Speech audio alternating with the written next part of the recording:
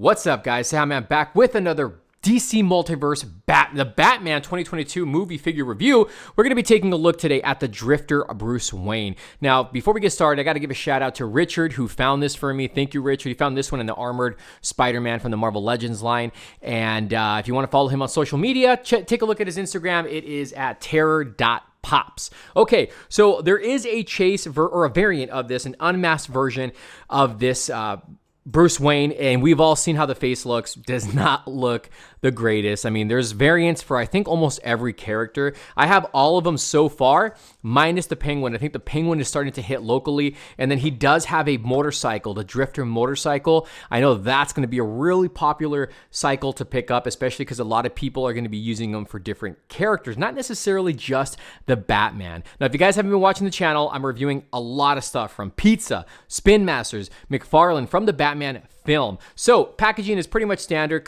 the same as all of the other ones. Got Bruce Wayne on the side. It doesn't say Drifter on there though. And then on the back of this really cool image, and that's the motorcycle we're going to be getting. I like this. And then on the, there's no other characters at the bottom. So let's open this up and we're going to see if this guy is a pickup or if it's going to be a pass. All right, so this guy doesn't come with a whole lot of stuff. I mean, you get the collectible card, which is awesome. The back, a little bit of a bio, and then you get the standard DC base. He does come with a backpack. Now, this thing is a soft rubber material, and it is loaded with, some detailing, some cool little sculpting, but it does, it's like squishy. It's very, very like a soft rubber. But you can see it's got little pouches, zippers, some straps. Would have been cool if they added maybe a little bit more color to it, but that's the only accessory you really get with Bruce Wayne, the Drifter. So he does have the black makeup around the eyes. And I just really find it frustrating that Mcfarlane can't just give us an interchangeable head sculpt to go with these characters rather than having to buy a brand new figure. I'm a big supporter of Mcfarlane. I've been since I was a kid, but that's just always one thing that gets to me. Other than that, the figure looks decent. The jacket is a softer material. It is a little bulky on him, but I think that's the way this jacket's supposed to look. And then he's got these baggy gray with a little bit of black cargo pants, and they are very weathered, very wrinkly. So you can see some of the black paint on there. You can see some pouches. Look at these knee pad colors are a little bit darker. So it doesn't look that bad, but it does look a little bit baggy. So I'm wondering if this is what he's going to look like in the film. And then you have his black shoes, which you can see the laces on them, and he does have peg holes at the bottom. The jacket itself is pretty nice. He has the hoodie. You have the zipper, the pockets. Again, it's got this kind of like weathered vintage look to it. And then the sleeves are all sculpted on. You can see the pockets there.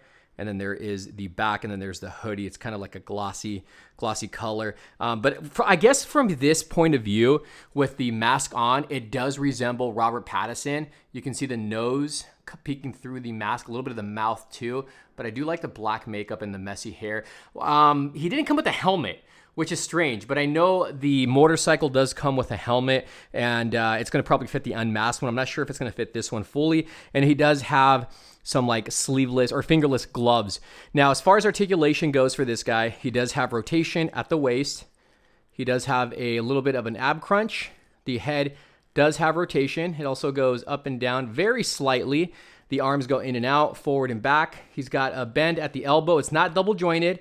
He does have rotation in the lower arm. The hand can rotate, also has a hinge. Legs go in and out, forward and back, bend at the knee, upper leg rotation. The foot can rotate, toes have articulation. You got the whole swivel. The bottom of the pants is actually kind of soft rubber.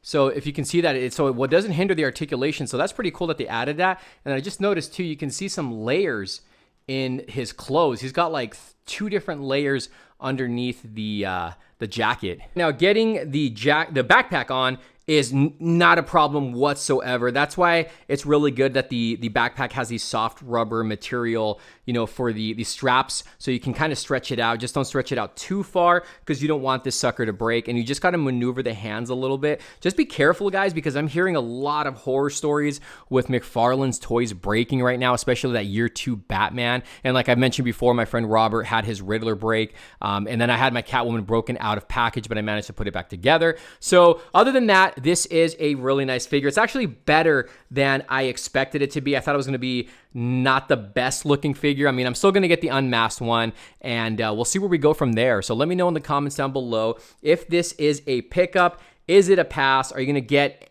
any of these? Have you guys found any of the Batman figures? First of all, they're starting to hit stores now, and if you have, what do you guys think of them overall? And again, I am going to be reviewing lots of the Batman stuff, just in time for the film, which drops in a little over a month. So let me know if it's a pickup. Is it a pass? We'll see you soon. Thank you for watching. Later. I'm vengeance.